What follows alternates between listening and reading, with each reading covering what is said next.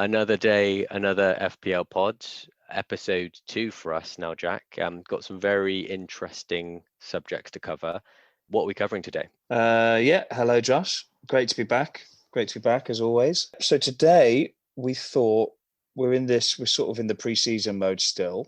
So we thought we would cover some sort of, they're not tropes really, are they? They are popular debates that happen around FPL and around the season, sort of statistics versus gut feeling type debates, and basically points of conversation that FPL managers have every single season.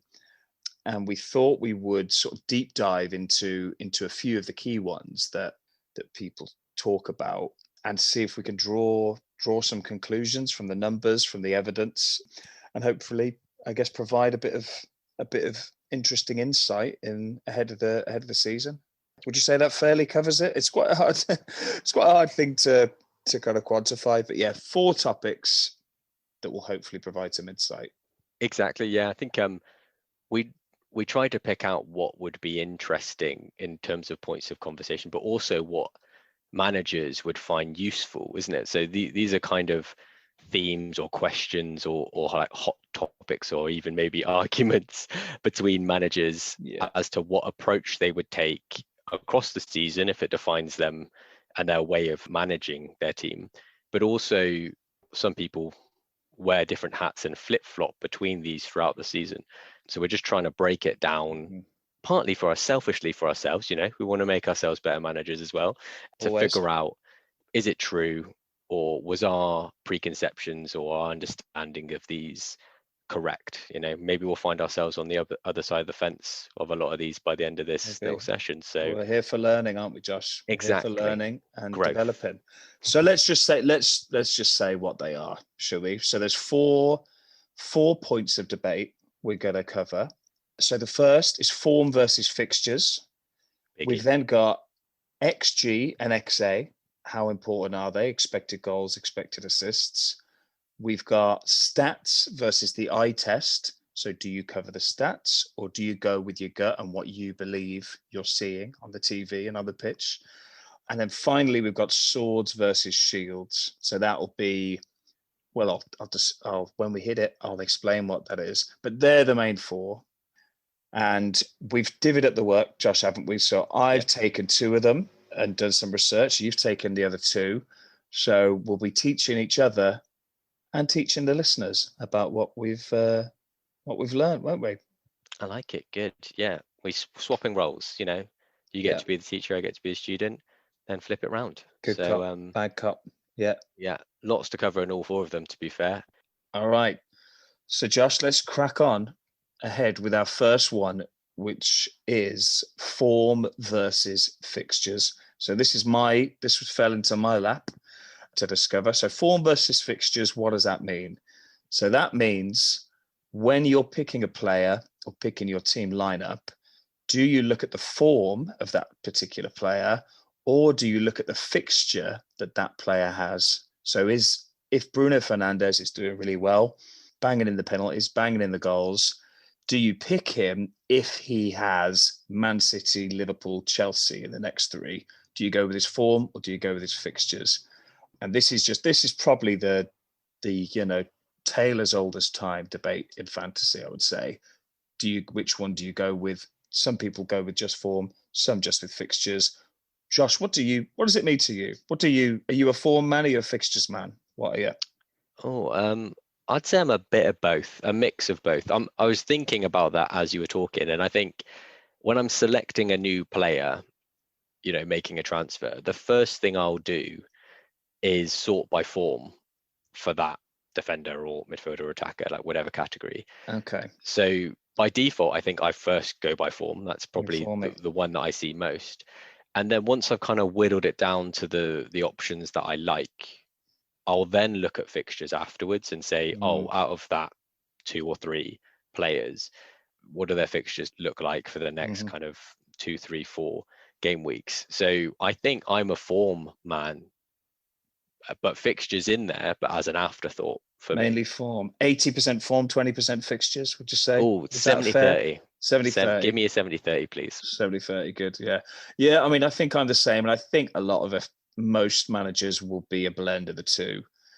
I think for me, before I started looking into this pod, I was very much a form guy, like you were saying. And for me, fixtures only kind of came into it for me in seasons gone by late in the season, mainly when you've got the fodder. So you've got the Norwich or the Fulham. And by the end of the season, I'm starting to captain players that are just playing Fulham. You know, hopefully I've got a team of heavy hitters anyway by that point. So then I'm like, right, who am I captaining? Who's playing Fulham? Who's playing West Brom? You know, let's captain them. And again, that's around the time of the season where you might be looking for differentials anyway to get an edge in your league. So yeah, when I've got that tiebreaker choice, when it's okay, got two captainable players here, Salah and KDB. Oh, Salah's playing West Brom, KDB's playing Man United. I think I'll go with Salah. So that was that was my sort of starting point on this. So I did a bit of digging. I was like, because I want to find out, you know, that's just my gut feeling and how I've played. But what do the stats actually say? Like, which one should you go for, basically? So I've done a bit of digging into the stats, but I actually found a fantastic article. It was actually written in 2018, but still applies today statistically. The article was called Myth Busting Fantasy Premier League Form Over Fixture. And this, I've actually come across this before back when it was published. And this guy he has his own kind of data analytics website, sports analytics site. I think he's a guy doing a PhD or something in it. And his name he's an Asian guy, so I don't want to mispronounce his name, but Jin-Hyun Chong. Jin-Hyun Chong, there you go. So he's done the hard work for me a little bit with this, and he's put together a sort of machine learning statistical model based on he's got 2 seasons worth of data, 2016, 2017. And I'll put a link to the article under the video or in the podcast description or whatever. But he drills down into, over these 2 seasons, which ones should you have picked? Should you have gone for the informed players to predict the points, or should you have gone for the players with the best fixtures? And his conclusion was fascinating. So puts it so well. I'll read out to you his kind of one-line conclusion. So he says, if you're looking for clean sheet points, get defenders playing at home against weak teams. So that's a fixture pick.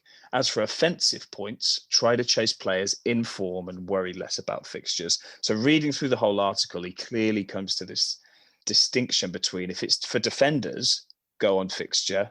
For attackers, go on form. As he found that attackers on form, it kind of didn't matter who they were playing. They were always likely to score or get attacking returns. Whereas defenders, it makes a massive difference if they're playing a West Brom or a Fulham compared to if they're playing a Man City or a Liverpool. So that kind of makes sense, because those great teams are going to score. And a large part of defensive points is that clean sheet point, isn't it? So they're relying on a kind of team, more of a team game, really, the defenders. So the fixture has more weighting on it. But for the attacking players, Salah could score great even if the team lose. So that kind of made logical sense after I read it. It kind of fitted into the real world and what makes sense. Yeah, what do you think of that? That's kind of where that landed, really. Well, firstly, I don't want to, I'm never going to question or go against a professional researcher who's come to those kind of conclusions after reviewing that data. That's dangerous ground. But no, I've never considered it from that perspective before, kind of splitting the approach between positions. I've only ever thought about it in terms of, players, not really thinking about whether it's defensive points or whether it's attacking points. It's exactly as you said. Once you've heard the summary, of course it makes sense. It makes complete sense. Defensive players often act in defensive systems, don't they? The 4-5 defenders with a goalkeeper. And you look at teams like Burnley that have been so good as a unit when they had everyone fit and injury free. They were formidable and getting clean sheet points left, right, and centre, and as a whole unit. Whereas, as you said, attacking returns, although they do act with their other attackers and getting assists and systems and such, they are kind of almost standalone. And therefore, if their form's that good, all they need is a couple of chances and they'll potentially bag them away. So, yeah, I've learned something, teacher Jack. I've learned There you something go. Yeah, massively I've this learned time. something too. Yeah, reading that. I guess I had two other. There were just some caveats to it that I thought that I sort of often thought, and I kind of developed when I was doing this. And that is, both of those things are still subjective and up for debate. And by both those things, I mean form, the quality of form, and the quality of fixtures. Because many times I've looked at the fixture ticker or a fixture ticker out there, and I've disagreed with what the person that's created it think is a hard fixture or an easy fixture. And of course, those things change over time, don't they? Because a team themselves can be in and out of form, not just an individual player. So some might say, so a good example would be Arsenal last season. On most of the fixture tickets, they were seen as a difficult fixture still. And that was despite them clearly not playing very well at all. The same with Spurs. And I think now more than ever, fixtures like West Ham, Villa, Everton, Leicester, Southampton, I think you ask 10 people if that's a hard fixture and you'll get 10 different answers. You'll get 10 different rankings of how hard that fixture is. So it's very, very hard to objectively say, okay, that's an easy fixture, that's a hard fixture anyway, isn't it? So I think that needs to be taken into account when you consider this. Yeah, I know what you mean. I think we always like things boiled down to like a single figure or something so we can see it, don't we? Like we want that fixture difficulty rating as a single figure just to be like, oh, it's measurable, it's out of 5. Like how difficult is that? But obviously, one, it's never that easy. Simple as just putting it as a figure of 1 to 5. And two, as you said, how current are these calculations? I mean, is it season to season? Is it half a season?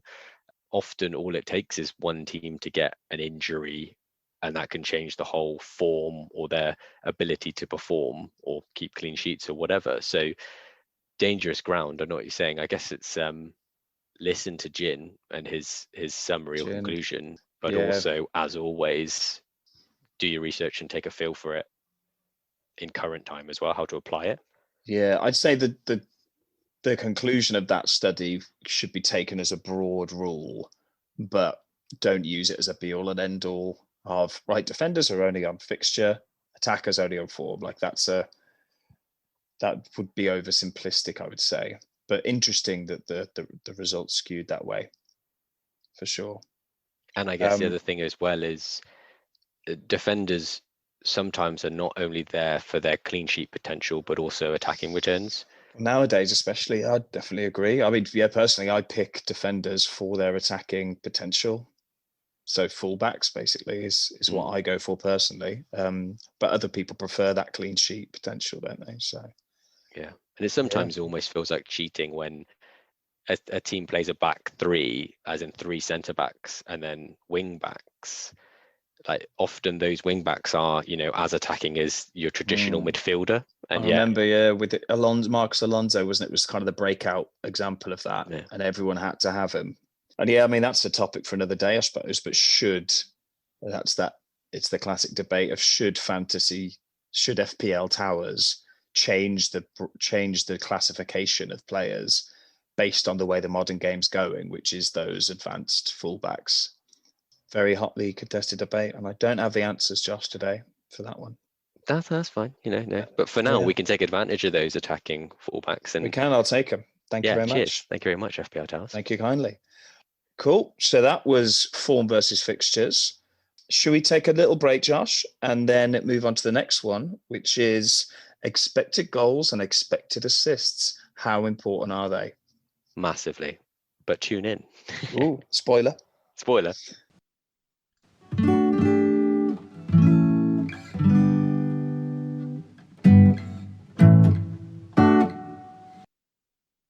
Okay, welcome back. So now, Jack, we're moving on to our next hot topic, which falls in my lap this time. And this is XG, expected goals, and expected assists. This one's a doozy. This one is a doozy. This one is a doozy. Thank you for letting me cover this topic. You're welcome. So, yeah, first and foremost, need to start with the definitions.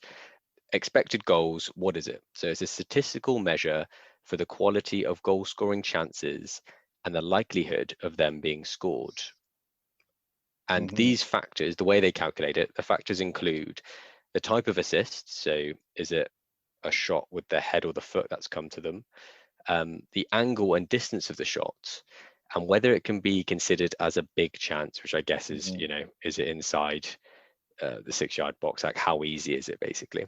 Sure. And then obviously applying that, if you see an XG of 0.35, all that means in real terms is 35% of the time the player is expected to score that chance. And just to interject, sorry, Just, is that for that player specifically, or that's just for any striker? So a shot with 0.35 XG is the same for every player, right? It's not that Kane would have a 0.65 XG from that spot and McBurney would have a 0.21 XG. It's used across the board, right?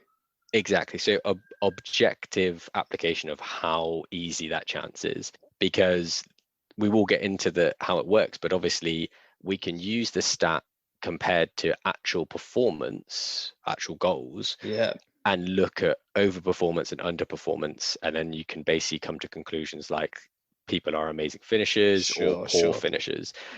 But that isn't an index or a metric which is included in XG itself. XA, the definition, is it basically measures the chance that the pass would result in a direct assist. And that takes into account factors such as the type of pass and the location of the pass. So from what I could see, it, is a little bit less involved with the assist side. The goals really seems to drill down into as many criteria which could impact their chance as possible. Sure. So what are your thoughts on expected goals and expected assists? Do you refer to them a lot? Like, how often would you say you kind of look at those stats throughout the year and it impacts your decision making? Yeah, I love them. I will say I absolutely bloody love them. When they kind of came into the zeitgeist, didn't they, about 2 or 3 years ago? People just suddenly started you heard pundits suddenly start saying them. I think a couple of books came out about them and things, and stats kind of really started becoming into the furore a bit more. But yeah, I absolutely adore what they mean and how I think they're genius how they're calculated. That if a player has an XG of 2 in a game, then they should have scored 2 goals. Like, that's such a useful way of telling form and how a team is doing creatively. What I really struggle with, though, and what maybe we could discuss now and you could shed some light on for me, is a player that is underperforming their XG. So if a player has an XG of 3 goals in the last game, but they didn't score any, does that mean they're due a goal and you should get them in? Or does that mean that they're out of form and they should have scored 3 and they didn't score any? They're awful. That's the debate I constantly have myself is this player due because they've got high XG, or should I avoid them because they should be burying these chances and they're not? That's such a difficult one for me every time. And equally, if a player Willock last season scores 7 in a row, but he actually, I think, had only an XG of about 2 or 3, which is still really good in that game, but he's overperforming his XG. So do I avoid him because he'll probably stop soon, or he's clearly on hot form, so do I get him in? You know what I mean? It's those kind of things I've never been sure on. Like all stats, you can never take them in isolation. I think that's the take home for any kind of use of stats, isn't it? But I've tried to take a look at XG and XA over the last 2 seasons and the resulted performance, like how many goals those players scored, looking at the top goal scorers, and try to come to some kind of conclusion, like you did in yours, as to what approach people can take from this. Right. So if we look at the 2020-2021 season, what's apparent is... Sorry, Josh, before we do, before you did all this, what was your view on XG and XA, and how did you apply it to your FPL game, if at all? I put a lot of stake in it. So I think it's hard to use. Well, it's hard to use a lot of the time throughout the season, because obviously the stats are being collated, and almost you see the XG kind of almost after the fact sometimes, don't you? You see the results of that after the fact. So getting like the XG in real time for so many players, it's easy to get a lot of the time for, you know, the top goal scorers and everything, but sometimes I find myself missing the access to that data like in real time when I'm making decisions I want to. But I think especially at the beginning of the season, and especially for the high value players, it pretty much almost defines like who I pick right from the beginning and who I stick with throughout the season, Right. like Yeah. the captaincy choices. Maybe it's me not really having a bookmark in my head throughout the year to be like, go to the stats straight away. The resources that I go to, you know, like Reddit forums or listening to different resources, often they kind of package that for you, don't they? So you don't have to really think about it. They do it for you, and then they come to the conclusion for you. But I often don't find myself looking at the stat breakdown, you know, and being like, the table wise, I should pick this person or that person. But yeah, I think it's massively important, and my decisions were led by that. Cool. Yeah. Continue, my friend. Continue. What have you learned? What have I learned? Well, not a lot. No, only joking.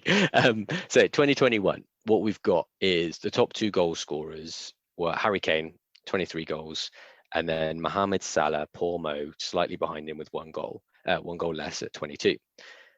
They both had the 2 highest expected goals for that year. So immediately you're seeing a trend of the 2 players that have the highest expected goals brought back the highest goals themselves, and therefore the highest points.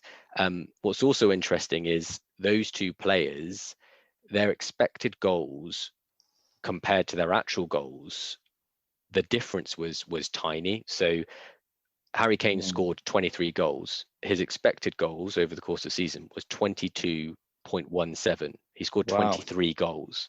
Wow. So the difference is 0.83. So what you're saying is Harry Kane scores pretty much all of the goals he's expected to score. And he's consistent with that. You know, he isn't particularly overperforming, you'd say, looking at the stats. In fact, he's not overperforming because he's pretty much on the button, and he's not underperforming. He just gets his chances and, cool as a cucumber, puts them away. He is. And he gets a lot of chances, and that's the key with him. He creates loads of chances himself for himself and clinically buries them. I suppose you could draw from that.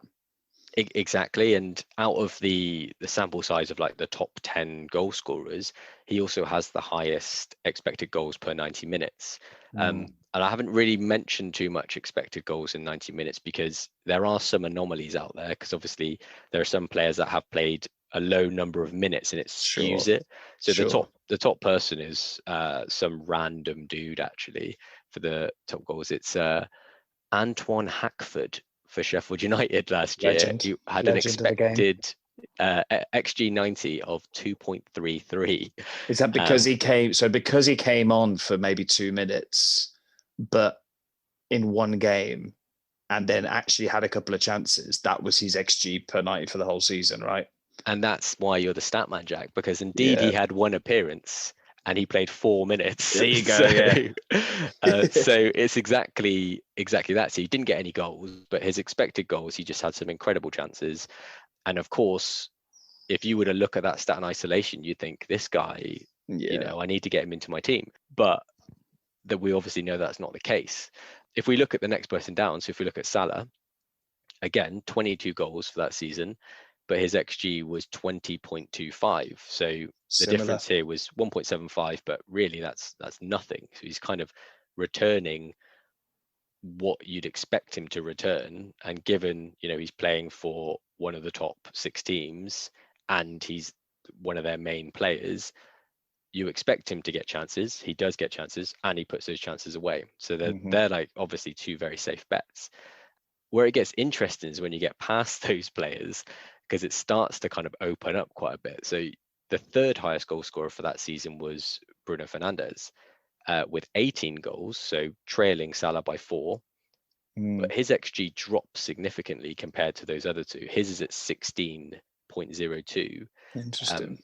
Which is actually, you know, less So it was minus 1.98 compared to his actual goal. So he was actually overperforming. The stats don't allow us to exactly unpack as to why he was overperforming, but we could make some assumptions that it could be to do with his position. So as he's a midfielder, he is more likely to take shots from distance, possibly, which have a low expectancy to score. But obviously, as we know, he is very good technically with his shooting. So maybe he is performing very well with those shots and getting goals from distance. Also, his free kicks. We've discussed before that free kicks statistically don't represent a good expectancy to score. However, because he's so good at free kicks, his return is maybe better than what the objective statistics would show. So yeah, a little bit of conflict between his performance that season compared to the first two, because he's overperforming and he represents a somewhat slightly different player, someone who's going to be taking shots from different positions and he himself playing a different position compared to what you'd say the more out and out forwards. So I think looking at the top three, what you've got is the top two clearly is evidence of how useful XG is as a kind of indicator of who you should pick. It says that they're the best two for the year and they scored the most goals. So, you know, safe bet for picking them. As soon as you get kind of third down, you start seeing the break in the link between the higher XGs and the goals scored. But generally speaking, what you'd say is, you know, the players with the top 5 XGs for the season, they're all 4 of them are in the top 5. Yeah, there's scored. A clear correlation then, isn't there?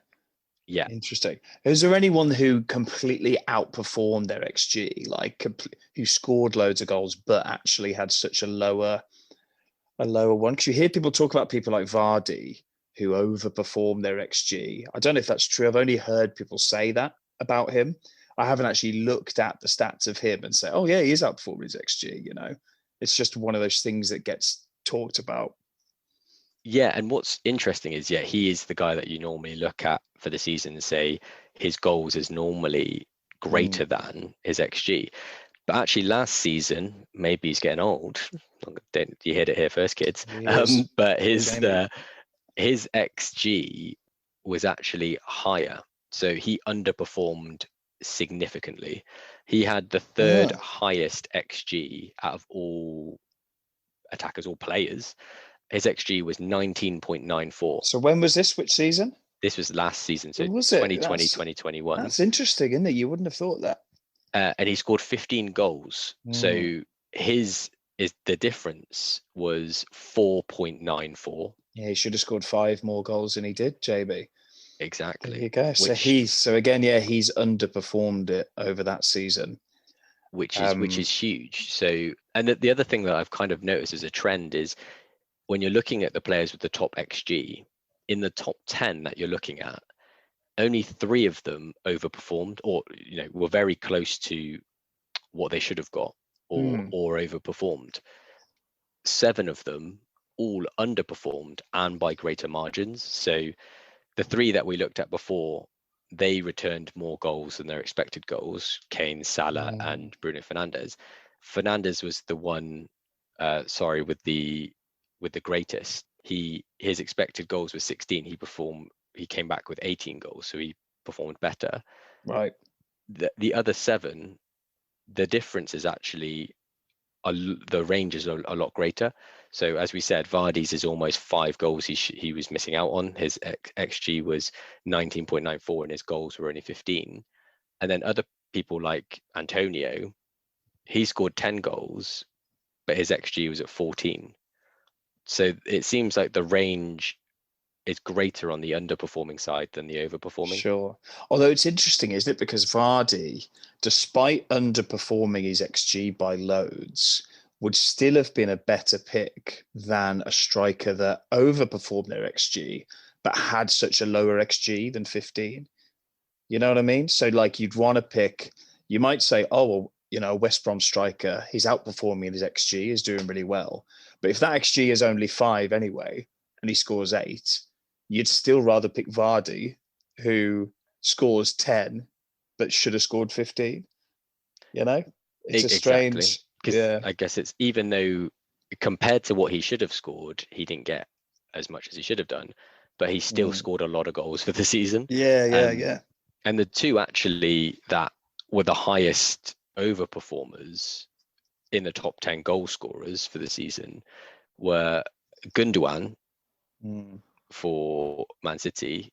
So he scored 13 goals and his XG was at 9.57. Right. So he overperformed. And the other one that really stands out is Heung-min Son, who scored 17, but his XG was a lowly 11.02. Wow, yeah. So he is known as an amazing finisher, isn't he, Son? Scored some unbelievable shots. Exactly. So I think what we took from that is, the top two really rung true with the reliability of XG versus the actual goals. But after that, it kind of really opens up. And I just, as a point of comparison, I compared it to the 2019-2020 season. And what was immediately obvious is there's a lot more variability in that season. So the top goal scorer was Jamie Vardy with 23 goals. And his XG was 18.90. So he overperformed by 4 that year. Yeah, that makes sense for him. Yeah, which is that's that kind of stereotypical. The Vardy, that's where the Vardy stereotype comes from, isn't it? Yeah. Yeah. And then the second that year was Aubameyang with 22 goals, and then his XG was 16. So he overperformed by almost 6 goals. So that year we saw loads of overperformers, and then this year we've seen kind of, for strikers especially, they either get what they're supposed to or they're massively underperforming. So but I think what we've taken from that is we've seen over 2 seasons a lot of different data. You can't really compare them over the 2 seasons. So that's the biggest warning sign is, what is this year going to bring off future years? It may not ring true to what we've seen last year, even the year before.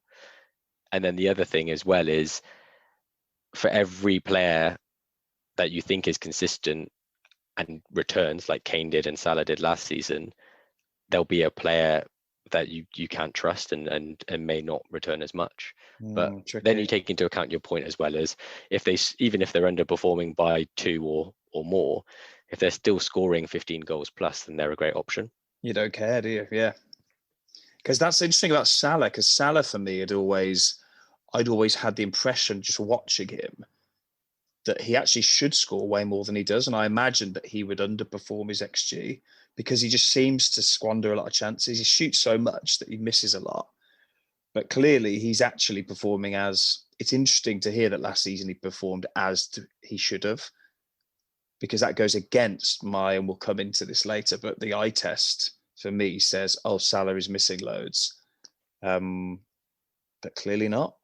Yeah, I would agree with you as well. When I'm, as a Liverpool fan, I feel like I watch a lot of Salah throughout the year, and I think to myself throughout the year, he gets so many chances. Yeah, he scores a lot of goals and he's pivotal, but he gets so many chances. But looking at the stats, he's returning well on those chances. I guess he also scores some great goals, which would counteract in the XG game. Say he misses a one-on-one that's like an XG of 0.8.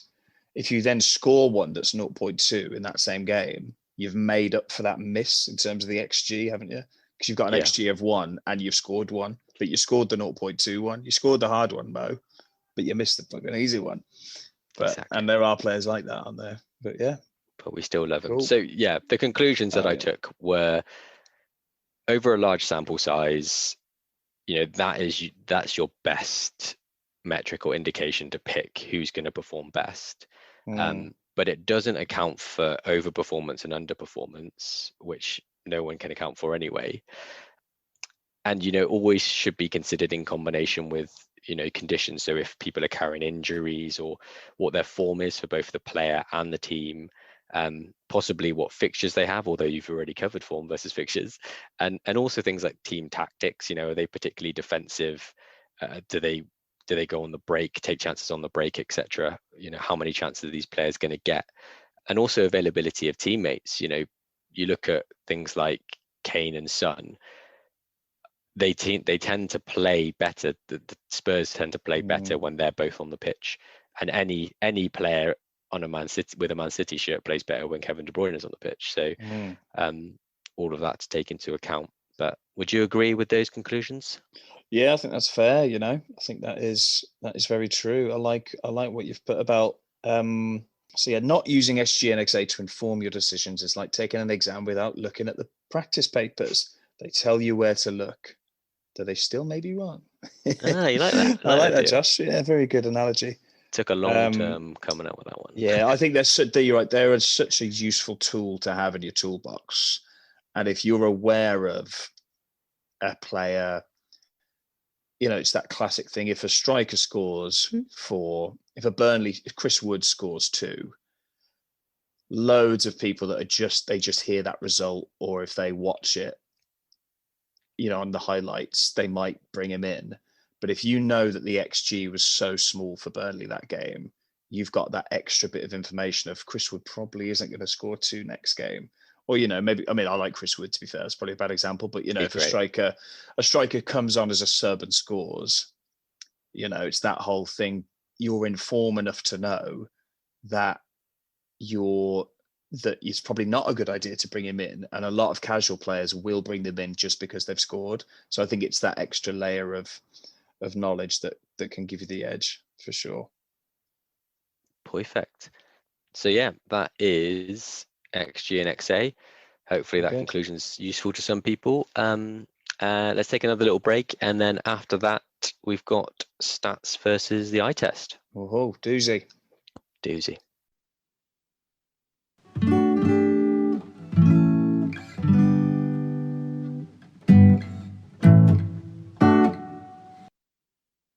And we're back.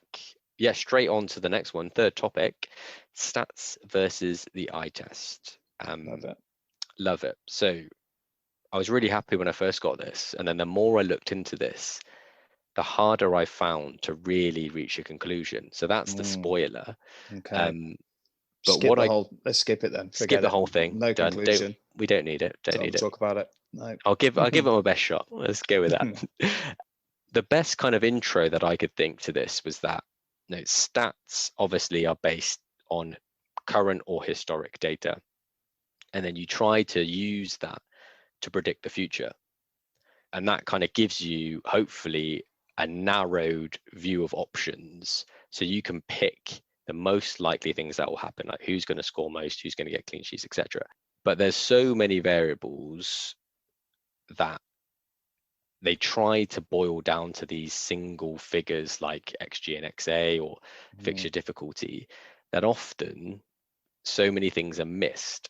And often we try to fill that void with an eye test and saying that, maybe my expert eye or someone else's expert eye can see the bigger picture in some cases and pick up on what these stats may be missing or not telling the whole story of. That sounds great. But what I found is, obviously, the only way that you can tell that something is correct or not is if you've got a clear definition. And there is really no clear definition of what the eye test is, from what I can see. Of course, it's going to be very tough to get historical data on. Exactly. It's subjective. So, we could sit down and watch a game and I could be like, Lamptey's having a stormer here, and you'd be like, he's having a shocker, because we're looking at it from like completely two different perspectives. And often that does happen, right, Jack? When we sat down, you're like, that player's having a great game, and I'm like, actually no, he's having a terrible game. You're right, you're correct most of the time. I don't know about that, Mr. Stats. So basically that's what I've understood of stats versus eye test. What's your take on it? Yeah, I think you've summed it up pretty well there. So it's stats versus eye test is, should you make your FPL decisions, so who to transfer in, who to captain, who to get rid of, based on the stats about a given player and team, or based on you watching the game last night, you saw what happened, who played well and who didn't, do you bring them in or not? And this is probably the hottest debate every year, isn't it, in the FPL quote unquote community, stats versus eye test. For me personally, I I'm a true believer in I am not a reliable subjective viewpoint of football. You know, I've got loads of bias myself with teams I like and dislike, who I support, players I like and dislike. I miss things. I can, I don't watch every game. Like, you can't watch every single game. I don't go to the games anymore. I don't have that. So more and more, I like to lean on stats over the eye test, for me personally.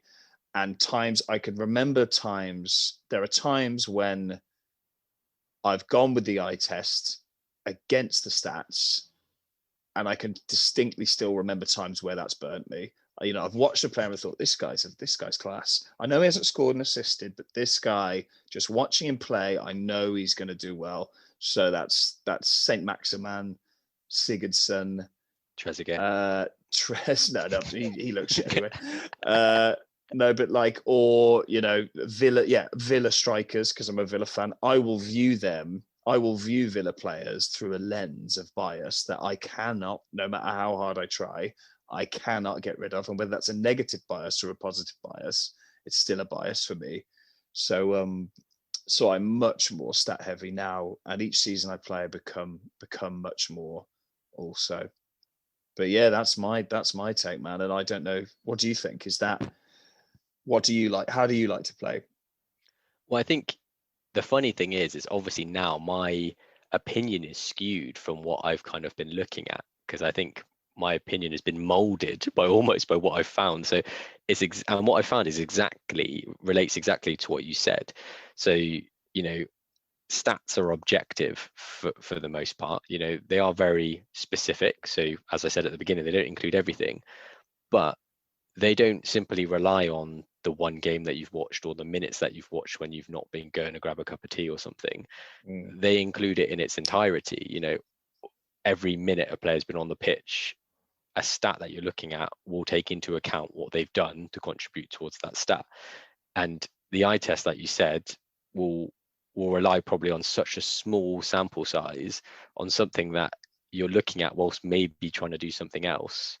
I think, unfortunately, what normally happens is there will be some cases where the eye test works throughout the year, and there'll probably be someone on like Reddit will be like, I picked so and so differential striker for like the Willock for the 7 goals that he scored. Let's be real, man. It's a great feeling. It's a great you go on eye test and it comes through. I mean, that's what fantasy FPL is all about, I think, isn't it? Really, like, that's the purest joy of fantasy, when you pick a player because you saw him do a trick on TV, or like you just fancied him because you got that gut feeling, oh, he's done well, and then he smashes it. It's a great feeling, isn't it? Like, and it is a bit soulless just looking at the stats and saying, well, this player's due a goal. Like, look at his XGA conceded or whatever, like that, and then they do well. That's a bit more soulless, isn't it, than the pure experience of, yeah, he looks good, I'll take a punt on him. Oh, I'll make him a captain. Oh, he scored a brace. Great. Yeah, so, yeah. No, I agree with you. I think maybe I can play devil's advocate, because first and foremost, I do agree that feeling when you've brought in a player who has no underlying stats to say they're going to do well, and in your mini league you're the only person with them, and then they suddenly do bits for like 5 game weeks, and you're like suddenly saying to everyone, I know more about football than all of you, basically. Yeah. But the flip side of that is, one, how many times does that play off? And never. It's lottery. Yeah, it's lottery day. Because we've got to give that advice to the listeners. That's got to be the take. Take don't home. do that. It feels good, but don't do it. And the other thing is, compare that to the feeling of maybe being a little bit more robotic and winning your mini league. Obviously that feels great as well. That is great. Yeah, and I think it isn't quite as bad as robotic pick template. 11 player special subs. It's always that you still have to make a decision on, but even if you really narrow it down, like you're picking between 3 or 4 or 5 players every time, even when it's an easy decision. If it was just all about stats, then there'd be a perfect way to play, wouldn't there? We'd all have exactly the same teams, and we'd all you know, there's the beauty of it is there is always that subjectivity, isn't there? There's always that element of the eye test, quote unquote. Although Magnus Carlsen does pretty good, and I He does. feel Chess grandmaster Magnus Carlsen. I mean, he is half robot, right? So I I feel mean, like he's a he's freak, going off Josh. stats. Let's not. Yeah, No, we can't. Yeah, us mere not- mortals can't let's not get compare down about that. ourselves to Yeah, stats this gods. podcast isn't for him, is it? It's not for him. If he's listening, we love you and hate you. Well at the done, same Mag. time. Yeah, well done. Congratulations. So yeah, that is we've kind of almost filtered down to a conclusion, which isn't going to be very fruitful for a lot of people, but it is stats. We're saying stats, aren't we? Go with stats and we're going your stats, eyes. but that's don't even watch the games. I feel like it's boring. You know, I wanted to be. It is. Yeah. Although what I would say on that is, it's when you say eye test, when you say when you're watching a player and you're making a decision on them, really you are using stats, aren't you? You're using information that you're processing through your eyes into your brain, and you're looking at things like, have they got a good shot? Should they have scored? Have they scored? Do they look good in the ball? Are they a good passer? So you are using stats. You're just gathering them yourself, weirdly, aren't you? And sort of processing them through your very flawed brain and eyes and opinions. So that it kind of is, they are sort of one and the same, except stats are there. Someone's done the digesting for you and they're already there on paper, you know? No, I agree. I think it's the level of precision is the difference there, isn't it? So the whole eye test is at a very high level. You'd be like, oh, he had a chance from inside the box from a decent angle, ball past him. Whereas, you know, we talked about the definition of XG earlier. Very, very precisely, they will break down and give a value to that chance and say it's difficulty. And you and I will be like, oh, it's low, medium, high in terms of difficulty, and then they'll break it down into you know, like thousandths of a figure within a scale of like that. And that's the difference. And then when you apply that to everything, obviously the degree of accuracy, it's unfathomable, isn't it, to the human brain. I mean, and that's where it's going. You know, we're going to XG and XA are just the tip of the iceberg of where these stats are going to go, aren't they? They're going to get so in depth and so scarily predictive, I think, that, you know, playing FPL will become pointless in 50 years or something. But what I find statistics, that when I find stats really, really useful, and in terms of probability, is when they're sort of counterintuitive. So, for example, every football fan gets really excited when their team wins a corner, but actually the odds of you scoring from that corner are something like, I read a book on it called a really good book on football stats, basically, but they broke it down and showed that there's a 1 in 9 chance that the player from the attacking team will get the first touch on that corner. So 1 in every 9 corners, one of your players will get the first touch. And then there's a 1 in 13 chance or something that touch will then lead to a goal. So you compound the 1 in 9 on the 1 in 13, and suddenly you realize corners are actually pretty statistically irrelevant for scoring a goal. Same with direct free kicks. How often do they get missed? 99 out of 100 direct free kicks get missed, don't they? But everyone, when Ronaldo steps up, everyone's excited. He's terrible. He himself is even worse than the average player at them. I think love Ronnie though. I know you're a Ronnie man, but he is pretty poor at them statistically. And he's terrible. Most players are. Although you're waiting for that lightning to strike, and that did happen during the Euros in the England game. I think when Damsgaard stepped up, and he said, exactly. Yeah, it'll be I fun. even did. Yeah, I wasn't there actually, but I've been told that game you were. Yeah, that game. I was like, don't worry, it's just a free kick. Oh, it's gone. Oh, he's banged it in. Yeah, but then you remember that so much. But if he hit that free kick 50 more times, it's not going in. Yeah, but as you said, every time it sticks in your brain. Every time I see Damsgaard step up for a free kick, no matter who he's playing for, I'm going to think he's going to keep watching. Yeah, it is those mental fallacies that everyone suffers with. You know, lottery winners keep buying lottery tickets, don't they? Because they think they're more lucky with it. You know, if a roulette wheel is red 10 times, you think well, you can go either way, can't you? Think, well, it's probably going to be red again, or I'm due a black. The reality is neither. It's 50-50. Yeah. The universe doesn't owe you anything. Yeah, it's funny that, isn't it? But everyone feels like suffers from it, even if you know yourself and are aware of those facts. I'll still get excited when Villa get a corner kick. You know, you can't help it. Every Saturday going into changing rooms, I'll still look for the shirt number 14. Oh yeah, you're another level of superstition. I've got to have that 14. You're another level. Yeah, I consciously try and shake those off, but yeah. So we're coming down heavy on the stats, aren't we? Really, massively. Eye test. I mean, you asked me before what was looking at right at the beginning. What's the ratio between form and fixtures? And I said 70-30. If I was to flip this back on you, what's the ratio of your trust in stats versus the eye test? What would you say? Yeah, it'd be 95-5.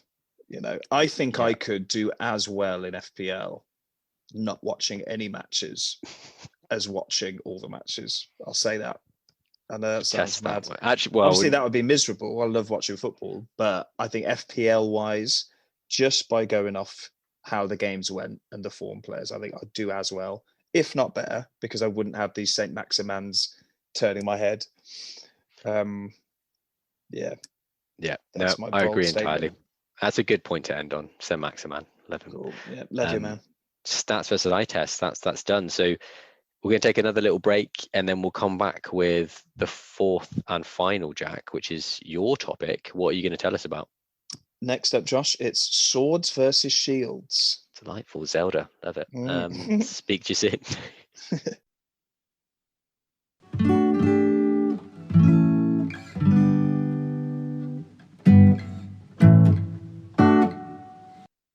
Josh, we're back. We're back, and it's back. The baton is passed back to me for our final topic of the pod, which is swords versus shields. So this is, it's a kind of more simple concept than the ones we've covered before, I think. So what does it mean? Swords versus shields. So it was coined, I did some digging, and a guy called FPL Rooster. him. Originally, I believe, coined this phrase on I think it was on an Fantasy Football Scout forum. And all he or she meant by swords versus shield is a sword is a low-owned player, a player with low ownership across the game. And a shield is a player with high ownership, so someone who everybody has. So the idea is with a sword, with a low-owned player, you can attack the rankings. You can if they do well, no one else, not many other people have them. So relative to them, you go up the rankings. Whereas a shield, if you have Salah, because everyone else has Salah, you're not going to gain a lot if he does well. But if he does do well and you've got him, it saves you that rank falling. So if he does well, you've got him. So don't worry, because if you don't have him, everyone else is going to shoot up the ranks. So the big debate is, do you load your team up with swords with low percentage owned players? So if they all do well, no one else has them and you shoot up the ranks. Or do you load up on shields to protect your ranking and to protect how well you do? But with the sacrifice of if they do well, you're not going to shoot up as high in the rankings as you do with the swords. So that's what it's all about, really. So when you're playing, Josh, do you have that concept in your mind? Do you care about ownership overall, or how do you deal with that? Yeah, now that you've introduced it that way, I think I do. I'm very, me, I'm a risk adverse person. So generally I go out with my shields, definitely for the start of the season. I'll try and pick up from all of the resources what are the most commonly owned and who are most people going to go with the safe bets, basically. The only point in which I'll probably be looking at swords is if, one, I'm performing terribly, throughout the year, quite black and white, and that's kind of below half point in the mini league, over 1 million overall ranking, then it's swords have got to come out. But the only other point in which I'd kind of look at maybe using a sword in a position where I've got a high rank or doing well in the mini league is to target a specific rival in the mini league. So using using a sword maybe specifically to target jumping them. So not overall rank, but just someone that they don't have, who I think they don't have, unless they've obviously purchased or transferred that person in that one game week, to try and jump them. So generally a shield, but try to use swords in very specific scenarios, I'd say. Cool. What about you? Yeah, I've kind of ebbed and flowed in my thinking over the seasons with this one. So I've often, 2 seasons ago, I had had my worst season in many years, really, and there are a few reasons for it. But one of them was I became obsessed with ownership. So I became completely, that FPL Game Week site, which is an amazing site, but it showed me, suddenly I had this thing that showed me in clear bar graphs how much another player was owned by the rest of my league and by the overall game and the top 10k in the game. So I took that. I remember that year I took it as a put off. Oh, Bruno Fernandes, 85% of my league has him. Pointless bringing him in because he's not going to help me at all. Now, of course, what happened is Bruno did really well and I completely bombed out. And that happening, it was the classic keep on digging, Jack, keep on digging. Because now, what's the point in bringing Bruno in? I need to claw back the ranking. Bruno's not going to help me. I know I should have had him before, but Bruno won't help me because 85% of the people above me already have him. So I need someone else. Oh, and lo and behold, Bruno scores again. And I'm even further behind. So that was a massive trap I fell into that I actively wanted to avoid last season. So instead, last season, I just I put far less weight into the ownership and didn't think, is this player a sword? Is this player a shield? And tried to think, right, is this player good? Are they going to get points? If they are, don't worry about the ownership. Apart from when it came, as you said, Josh, when it came to the crunch at the end and I'm vying for positions in mini leagues, then I'll look at the player above me and say, oh, they don't have him. I'll bring him in. They do have him. I'll avoid bringing him in because I've got to try and overtake this guy. So yeah, that's before looking into it more, that was my view on the sword and shield thing. But again, similar to the stats versus eye test. Sorry, Josh, you're gonna. I just said no. It makes it's quite funny, isn't it? Because we're talking about swords versus shields, and actually you've chosen option C, which is majority of the time don't even look at swords and shields, don't even consider them to be on the table. And if you're kind of looking at philosophically, like if you're a sprinter, stay in your lane, focus on the finish line, don't look left and right. Good analogy, yeah. And just kind of keep going Usain Bolt style. Don't worry about what they're doing. Actually, he does look left and right, but he's that good. But, yeah, he's doing that because he's bored. What I'd caveat it with actually is I changed my use of that FPL Game Week bar stuff to, so the start of the game would kick off and I'd have a look at, right, who is the highest owned player that I don't have? Who is it in that chart that they give? And then that would almost become my watch list of players. So I'd be like, okay, I don't have KDB. He's the highest owned player. So I know he's my most deadly player not to have. And if he stayed like that for a couple of weeks and started scoring, he would become my priority player to bring in to protect myself. So it was almost like a list of potential shields that I needed to buy throughout the season. So I'd be like, right, I need Kevin now. He's killing me now. Bring him in. Done. Okay, who's on to the next one in the list? So it kind of went, it was useful in that sense. But doing some research into this, I came across a really good article on a site called the Fantasy Football Geek site. And it's titled, I don't know if it's titled this. Oh yeah, Controlled Risk it's called. And really, again, really good article, goes into a fair bit of depth. But his conclusion, and one I agree with, is, and it's probably a fairly obvious one, but it's go with a blend. So go with a blend of shields and swords in your armory, really. So and he says, go for the high value, high owned players, the Salahs, De Bruynes, Brunos, Kanes. Make sure they're in your team because they will kill you if you don't have them. And there's a reason they're high owned, isn't there? There's a reason shields are high owned, is because they're the deadly players. And if you don't have them, then you will suffer. But then he says for the peripheral players, for the low value players, definitely get some swords in there, like have some fun, go for players that aren't high owned that you think are going to do well. And that's where you'll make your gains. You know, you won't make your gains by ditching Salah because everyone has him, like I did that season. So I think that's a good conclusion of that, really, is to have that blend, make sure you've got the dangerous shields, and arm yourself with some good differential low value swords. Yeah, no, I think everyone wants to find that, like you mentioned then, taking risks on low value, lesser owned players, and that's trying to find the Lundstroms, the Dallases of the world, isn't it, before everyone jumps on the bandwagon. Yeah. And I guess that's where you could really see some value in making a real difference. The problem is by the time that they become apparent, they've strung together for probably 4 or 5 game weeks worth of form, and they're almost a shield by that point, aren't they? As the ownership jumps up. But I guess like sometimes you can be, I was thinking, as you're saying, the link between shields and actually, you know, their returns, like often I guess they're based on last season's returns, but also some weird mix of, you know, the favorite players in a season as well, isn't it? So of course they'll be the highest scoring in terms of points, but you'll find some players have high ownership when, you know, like Rashford always has a relatively high ownership even when he isn't performing well, because there's just tons of United fans out there basically, aren't there? They want to see him do well.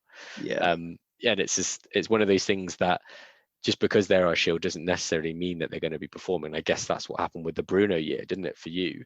It was a breakout year for him, his first season, I think, wasn't it, for United? Yeah. No one knew he was going to perform the way that he did, but immediately off the bat, he had high ownership because of the excitement of a massive fan base. Yeah. And they just came in good for them. But no, I like your summary. I like the stick with your shields, and then it fits my philosophy. That's why I like it. Yeah, that's why you love it. Stick with your confirmation shields. Bias, you gotta love it. Couple of little swords. Yeah. The only point I'd end on there as well is 2 shields can make a sword. So I always remember the year Robbo and Trent were doing really well. Both had pretty high ownership, but the percentage of people that owned both of them was quite low because they were so expensive. So actually having them both was a sword in itself. So 2 shields. So don't view them in isolation, these players. So if you know that combo of players is unique, and the more combinations there are, the more unique it'll be. So yeah, don't be put off by a shield if you can get 2 of them and make a lovely little Scouser sword out of it. Pointy shield. Yeah. Yeah. Nice. Yeah. So yeah, good. that's what I'd end on there. So that's swords and shields. Beautiful. Lovely. And that's the end of the 4 topics. So we've reached conclusions for all of them. Right. Generally speaking, I guess the conclusions are as we expected, but yeah, hopefully all the listeners have found something useful, at least in the discussions and the things that we could drag out to get to those conclusions. Yeah, I've learned a lot, Josh. I don't know about Same. you. I've learned a lot. We've had some laughs. We've had some Japes. tears. We've had some japes. Yeah, really good. Really enjoyed that. Another tick. And of course, you know, if there's any other big topics like this that we've missed, or maybe a big discussion point, then feel free to get in touch. Definitely, please do. Leave your comments below. Exactly. So, perfect. So I guess we'll wrap it up there, and keep an eye out for episode 3. Cheers. Thanks, everyone. Cheers, Josh. Thanks, Jack. Bye-bye. Bye-bye.